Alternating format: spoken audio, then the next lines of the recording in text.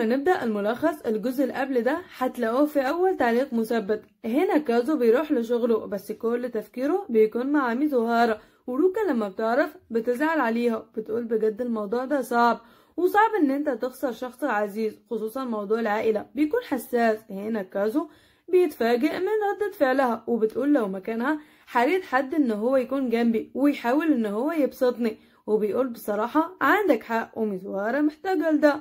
هوب بتقول له ايه ده، هو انت صدقت نفسك؟ اكيد فهمتني غلط، على فكرة انا خلاص بسحب كلامي ولا هديك العلقة دي. وبتقول له مش هسيبك لاي حد غيري، وبتفتكر لما قالت له انت حتى الحبيبة المستأجرة بتعاملها معاملة كويسة بتهتم بيها، خصوصا لو كانت حبيبتك الحقيقية اكيد هتهتم بيها اكتر واكتر. وبترجع تقول مع نفسها بكره شخصيتي دي. بتقوله خلاص مش همنعك ان انت تتقابل معاها بس لازم تلزم حدودك. وبتقوله ما تنساش ان انا في النهاية حبيبتك، بس في المقابل هتاخدني لحديقة الملاهي صح؟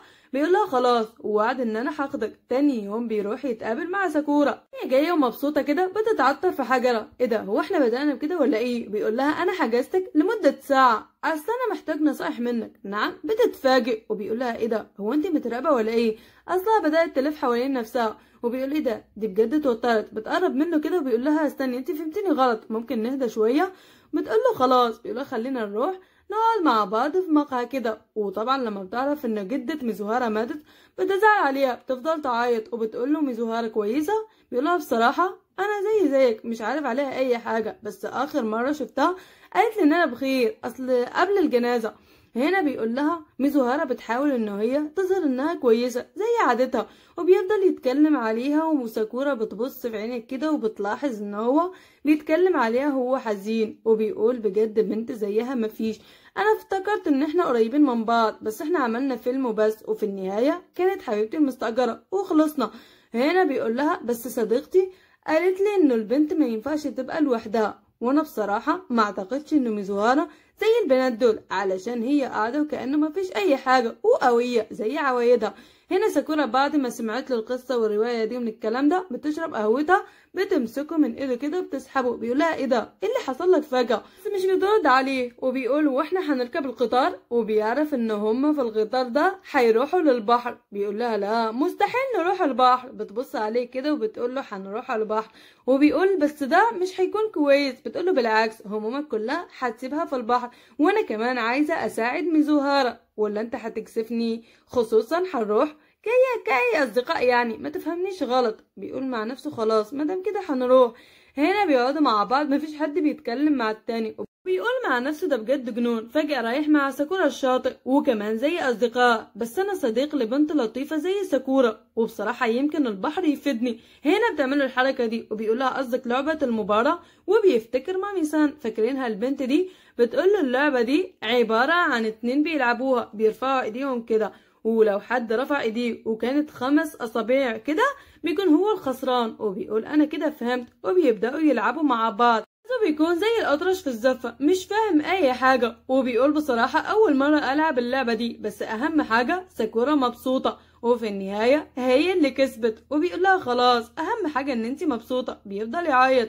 لما بيوصلوا البحر بتعمل الحركة دي، يقول لها ايه ده، ايه اللي حصل فجأة؟ وطبعا تفكيره لسه مع ميزوهارا وبيفكر فيها هتكون عاملة ايه دلوقتي. طبعا ساكورا بتحس عليه وبتقول له انا عايزة اروح للمكان ده. بيقول لها ايه ده، ضروري تروحي للمكان العالي ده؟ وطبعا بيفضل رايح وجاري وراها، وبيقول ساكورا مش بتتعب خالص، وبيروح وراها كده. بيقول ايه ده، هو مفيش اسانسير كمان؟ وطبعا زي عوايدها ساكورا رايحه وهي بتجري كده. بيقول لها مستحيل، انا المره دي اللي هسبقك. تفضل تبص عليه كده وهي متفاجئه من حركاته. هنا لما بيوصل بيكون خلاص ميت من التعب، وبتقول له انا عايزه ابص على المناظر من دي. بيقول لها نعم، بصراحه انت بجد عايزه تتسلي النهارده اكتر مني.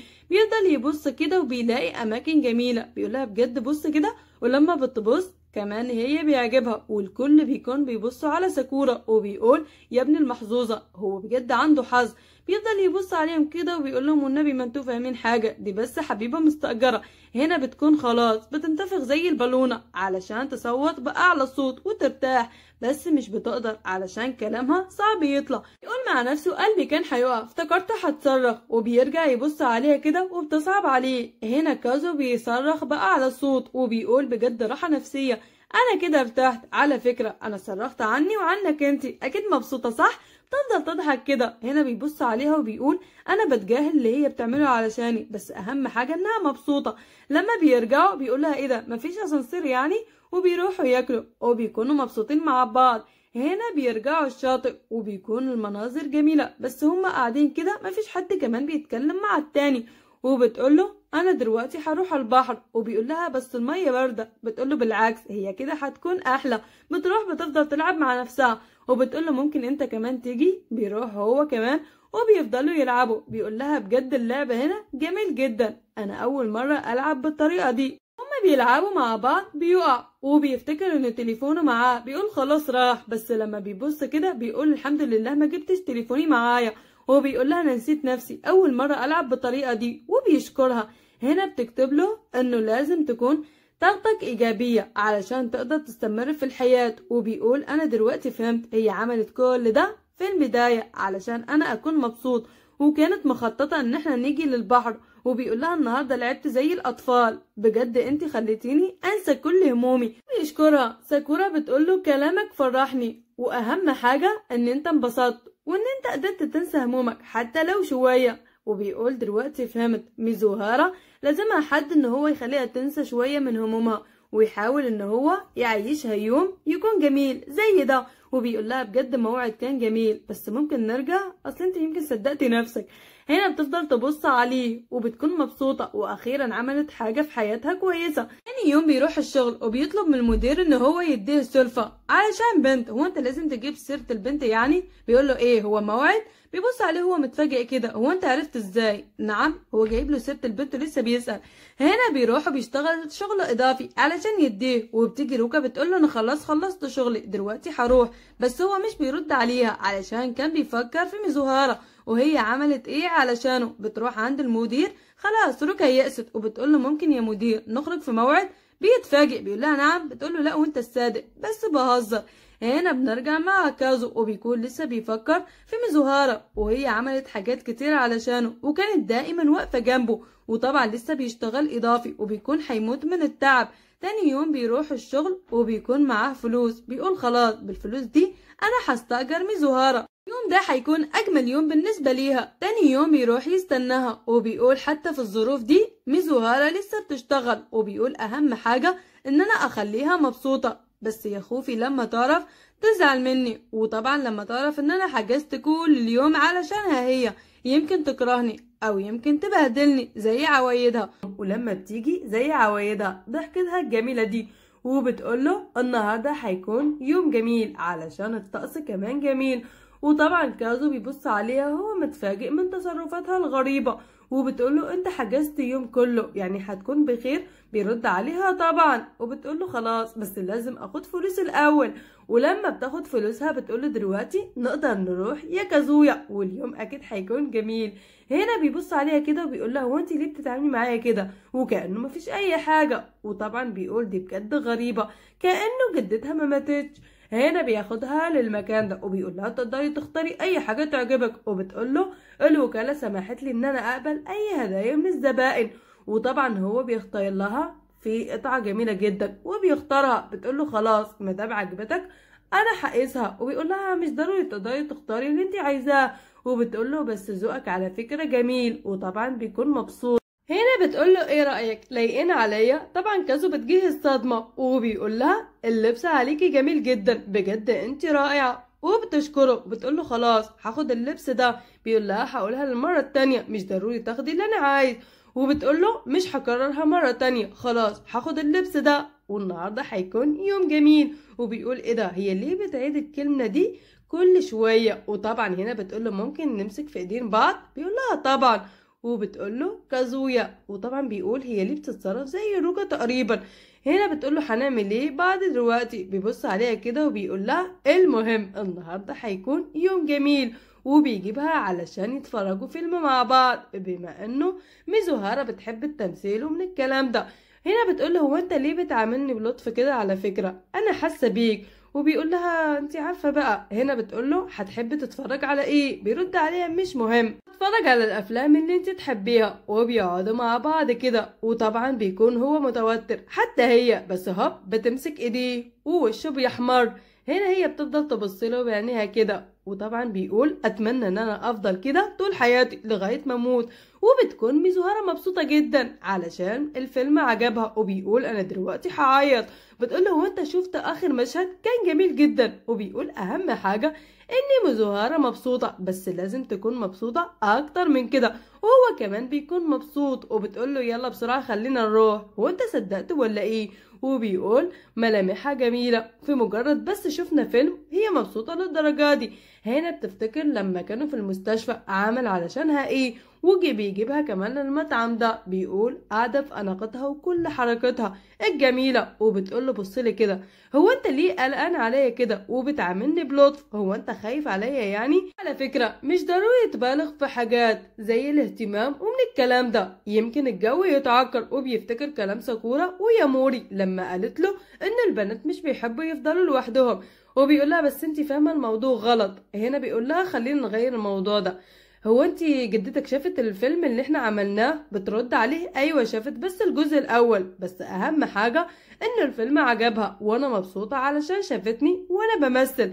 هنا بيقول دلوقتي انا بجد هعيط. هنا وهم رايحين بتقوله على فكرة انت عملت معايا حاجات كتيرة قوي، وخصوصا عملت معايا الفيلم، لو ما كنتش انت ما كنتش هقدر اعمل الفيلم ده. وبيقول لها خلاص بلاش تشكريني كل شوية، انا عملت كل ده وانا مقتنع، كفاية ان انت بس تكوني جنبي. بترد عليه خلاص انا معاك. وبيقول كويس انها ما رفضتش. هنا بيجيبها للمكان ده اللي جاوا عليه قبل كده، وطبعا هي حبته. بيقول لها جبتك للمكان ده علشان انا عارف ان انت بتحبي الاماكن دي. وبتقول له يلا دلوقتي خلينا علشان نبدا. طبعا هو بيكون مش بيعرف يلعب في الالعاب دي علشان كده متوتر. بتقول له خلاص انا هساعدك. هنا بتقول له هو انت ليه مش بتهتم بنفسك كده؟ على فكره لازم تلعب رياضه وتهتم بنفسك. بيقول له هو انا عندي وقت يعني؟ كل ليكي، المهم ان انت تكوني مبسوطة. هنا ميزوهارا بتكون بتلعب وهي مبسوطة، اما كازو لما بيجي علشان يلعب بيقع. وبيقول بجد هي واحدة رائعة، كل حاجة بتقدر تعملها لوحدها. وبتقوله خلاص مش هقدر اكمل للنهاية، بس بيقول لها تقدري تمسكي رجلك شوية كده وهتكملي. نعم ما تنصح نفسك. هنا بتقوله بصراحة لما بكون معاك بحس براحة، انا بجد بشكرك، مش عارفة كنت هعمل ايه لوحدي. وبتقدر ان هي توصل للحجرة دي، وبتقوله انا بجد وصلت. هنا بيقول لها انت عملتيها وبتشكره. هنا بتقوله انا مبسوطة، وبيقول بجد انت بنت رائعة. 5 تفضل تضحك ميزوهارا وبتقوله مش عارفة قصدك ايه، وبتضرب ال5 اللي هو قال لها عليها. هنا طبعا روكا بتكون قاعدة كده وبتبص زي الأطرش في الزفة، وهم راجعين بيكون كازو زي عوايده هيعيط من الفرحة. وبتقوله بسبب الحركات دي أنا جات. وبتجيها الصدمة إن هو فرحان عشان كان مخطط لكل ده. وبيقول توقعت ان انتي هتجوعي علشان كده حجزت في المطعم ده. وبتقوله بس المطعم ده فخم يعني مش كتير. بيقول بالعكس انا كل ده عملت خطة. وبتقوله هو انت ليه بتعمل كل ده؟ عايز يعني تحط كل فلوسك ولا ايه؟ بيقول لها مش مهم، عجبك الفيلم وكمان عجبتك اللعبة والمطعم كمان، هو ده اللي انا عايزه. اما ميزوهارا بتشوف قدامها الست الكبيرة دي ومعاها البنت الصغيرة، طبعا بتفتكر نفسها، بتحزن لها شوية وبتكمل طريقها ورا كازو علشان هي لازم تلعب دور الحبيبة المستأجرة. هنا بتقوله الأكل جميل جدا، أما كازو مركز على المحفظة يمكن مش هيكفوا الفلوس. وبتقوله دلوقتي هبدأ آكل، هو في مشكلة عندك؟ بيقولها طبعا مفيش أي مشكلة. وبتقوله يلا خد الحتة دي من إيديا. وبيقول بجد الأكل جميل.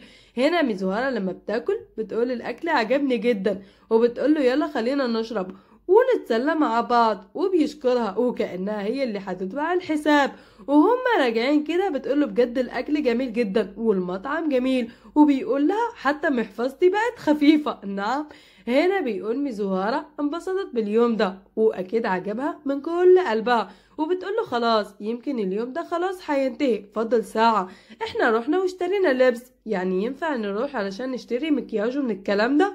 بيقول لها لا طبعا في مكان هاخدك عليه واكيد هيعجبك. بتبص عليه كده وبتقوله خلاص زي ما انت عايز. وبيجيبها الألعاب النارية. بتقوله بقالي فترة طويلة ما لعبتهاش. كازو بيتفاجئ من كلامها علشان كان خايف يمكن ميزوهارا ما تحبش الأجواء دي، وبيسألها يعني حبيتي؟ بترد عليه طبعا أصلا جدتي كانت بتحب الأجواء اللي زي كده. هنا لما بتقعد بيفضل يبص عليها كازو بيقول هي فعلا زي الملاك، وبيقول لها دلوقتي هروح علشان أجيب المي. وبتبص عليه كده بتقوله أنا بصراحة عذبتك معايا النهاردة. بيرد عليها عذبك راحة. هنا بتقعد لوحدها وطبعا هتفتكر أيامها لما كانت صغيرة وكانت بتلعب مع جدتها وجدها كمان، وبتقول مع نفسها كنا مبسوطين مع بعض بس خلاص الأيام الجميلة دي مش هترجع تاني، هتبقى بس ذكريات. أما كازو جاي وهو بيتخانق مع السطل ده وبيقول يمكن ملقته زيادة بس كله يهون علشان ميزوهارا. هنا بيتفاجئ لما بيلاقيها بتعيط علشان طول الوقت ده وميزوهارا بتحاول تظهر للكل انها قوية وبابتسامتها الجميلة دي، وبتحاول تخبي ضعفها عن الكل حتى كازو اللي بيحاول يساعدها طول الوقت ده. هنا بعد ما كازو بيجي بيلاقي ميزوهارا بتعيط بس هو مصدوم وبيبص عليها كده وبيقول لها ميزوهارا. هنا بتتخض وبتشكره علشان جايب لها المية وبتضحك زي عوايدها وكأنه مفيش أي حاجة، وطبعا هو لسه عايش في الصدمة وبيقول دي بجد خطيرة. بتفضل تضحك كده وكأنه مفيش أي حاجة وبتقوله ألوان الحمرا جميلة جدا. أما هو طبعا بيكون زعلان وبيقول كنت عارف من البداية إنه حتى لو خرجنا مع بعض ميزوهارا مش هتكون مبسوطة زي عوايدها بس بتحب تظهر إنها مبسوطة من الكلام ده.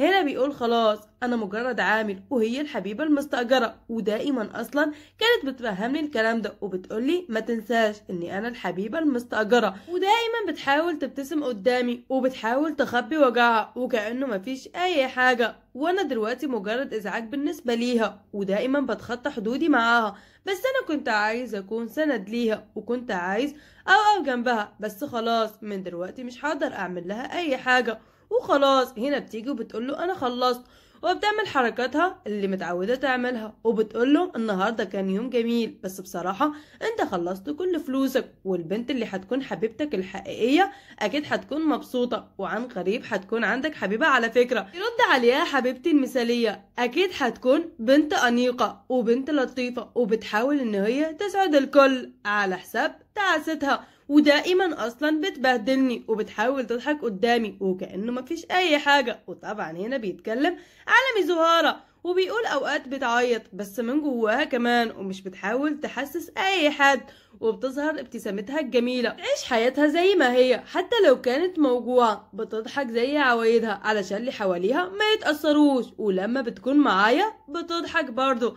لا ده انت زودتها كده. هنا طبعا ميزوهارا بتتكسف وبيقول لها كمان انه هي مش بتقدر تفضل لوحدها وبالليل بتخاف تنام لوحدها علشان كده كانت بتنام مع جدتها. هنا بتفضل تبصله كده وبتفتكر لما جدتها قالت لها انا بحبك يا ميزوهارا وانت بالنسبه لي يا كنز.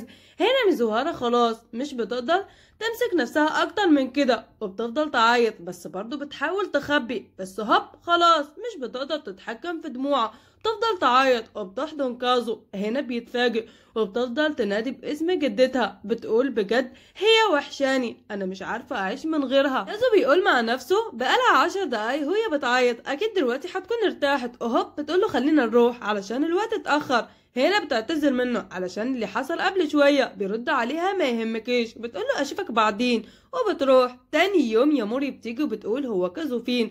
بقالي مدة ما شفتهوش. اما ميزوهارا بتكون بتفتكر اللي حصل امبارح وطبعا بتقول هو انا ايه اللي عملته، لازم امسك نفسي. اهوب ياموري بتطب عند كازو بيتفاجئ بيقول لها هو انت ايه اللي بتعمليه هنا؟ بترد عليه الباب كان مفتوح وبيقول لها هو انت هتدخلي من غير احم ولا دستور ولا ايه؟ بتقول له انا عندي فضول، انت كنت بتبص على بيت ميزوهارا، ايه اللي حصل بينكم؟ يلا قولي على كل حاجة علشان بجد انا دلوقتي هموت من الفضول.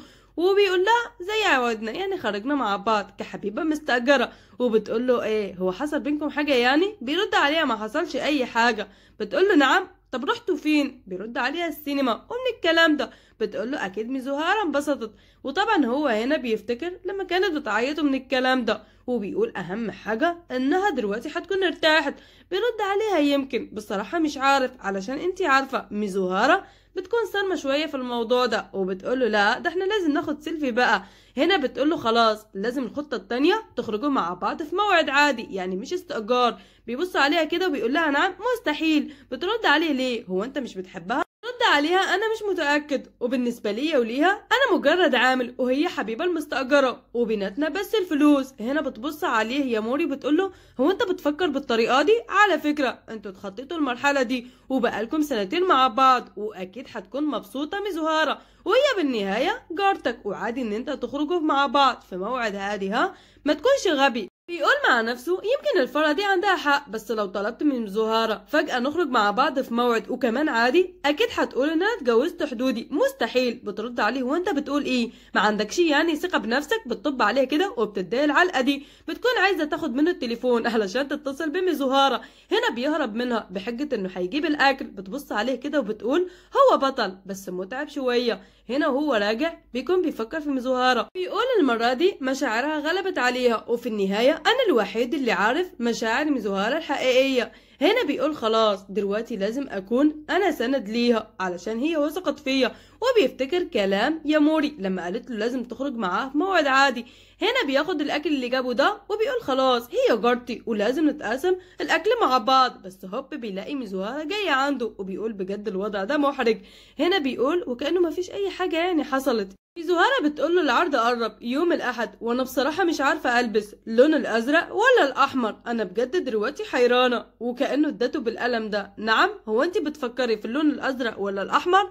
وبتقول أنا بجد تايهة دلوقتي حيرانة هلبس الأزرق ولا الأحمر. طب اللي حصل امبارح والعياته من الكلام ده راح فين؟ بتقوله هو أنت سامعني؟ بيقول لها طبعا مفيش مشكلة يعني الأحمر ولا الأزرق. وبيقول بجد دي تتظاهر كأنه ما حصلش أي حاجة يعني ايه اللي بيحصل هنا؟ هنا بتقوله أشوفك يوم العرض وخلاص. بيرجع لبيته. بيقول كان في كلام كتير لازم يتقال هو أنا كل ده كنت بحلم يعني؟ يمكن تكون بتمثل. بيرجع يقول أنا متأكد إنها عايزة تصرخ بأعلى صوت وأنا دلوقتي عايزة أكون سند ليها. قتلتنا بالكلمة دي. وبيقول بس هي بتعمل كأنه مفيش أي حاجة كل يوم هيعدي عليا الشعور ده. هنا بتكون بتتكلم مع جدتها وجدها وبتقول لها اكيد دلوقتي عارفه ان انا مجرد حبيبه مستاجره وهو مش حبيبي ولا اي حاجه بس يمكن يكون دراما شويه يعني. بس بجد هو غريب من اول لقاء اتقابلنا مع بعض وهو بيحاول يسعدني وبيعمل كل حاجه علشان اكون مبسوطه. وقت بحس بوحده فظيعه وبحس ان انا عايزه اموت بس لما عيطت حسيت براحه. وكل ده يرجع لكازو بس بتفتكر لما قال لها حبيبه المثاليه لما كان بيتكلم عليهم من الكلام ده وهي عملت نفسها عبيطه. وبتقول اوقات بيكون شخص غريب. هنا بتيجي المعرض وبتقول له هو انت عرفت اللي حصل في المستشفى مع المخرج ده؟ وبيقول لها طبعا هو جاء عندي جري وطلب مني ان انا لازم اديه نسخة من الفيلم علشان يوريه لجدتك وكل ده علشان عيونك. وفهمي بقى اصلا هي فاهمه بتعمل نفسها عبيطه. هنا بتيجي عنده وبتقول له هو انت قاعد لوحدك؟ بيرد عليها بشم شويه هوا. هنا بتقول له هتروح النهارده لحفله الختام؟ بيرد عليها النهارده بالليل عندي شغل اضافي. وبنكتشف ان زهاره لبست اللون الازرق. هنا بيسالها هو انت هتعملي ايه؟ هتكملي في التمثيل؟ بترد عليه هي جدتي ماتت بس انا هكمل التمثيل علشان في النهايه انا بحب التمثيل وانا متاكده ان جدتي بتراقبني من بعيد وكل اللي انا عملته بس عرضت فيلم ذاتي في المستشفى وانا عايز جدتي تشوفني كنجمه لمعه في الشاشه واكيد هكمل التمثيل. ودلوقتي خلاص انا انبسطت في التمثيل معاك على فكره وهكمل وهعمل جهدي علشان اوصل. يلا دلوقتي لازم اروح. بيقول مع نفسه بجد زهاره بنت رائعه. استني هنا رايحه على فين؟ بيروح وراها وبيقول خلاص كل الهموم راحت بمجرد لما شفت ابتسامه زهاره هي بجد بتشجعني. اما روكا بتظبط نفسها وبتقول لما كازو هيجي هعجبه ولا لا لسه ما استسلمتش. اما ساكورا بقى لقت حد يسليها الكلب الكيوت ده وبتكون مبسوطه معاه. وبنرجع لياموري لبست الفستان الصيني ده وابتدت تعمل حركات كده وبتاخد سيلفي مع نفسها. اصلها قررت تروح الصين. اما صاحب كازو اللي بقاله فتره مش ظاهر خالص سيمباي ده بيتكلم مع نفسه وبيجي بيلاقي هنا ماميسن اللي كمان بقالها فتره مش شايفينها. هنا بتسلم على سيمباي. طبعا هو بيكون متفاجئ اول مره ماميسن تتكلم معاه وبتقوله بقالك فتره طويله مختفي. اصلها خلاص فقدت الامل ما بقالهاش غير سيمباي. اما ميزوهارا بتبص على كازو كده وبتقوله خلاص ما بقالناش غير بعض. بيرد عليها عندك حق. ولحد هنا بيخلص الملخص. استنوني ملخص جديد. يلا سلام.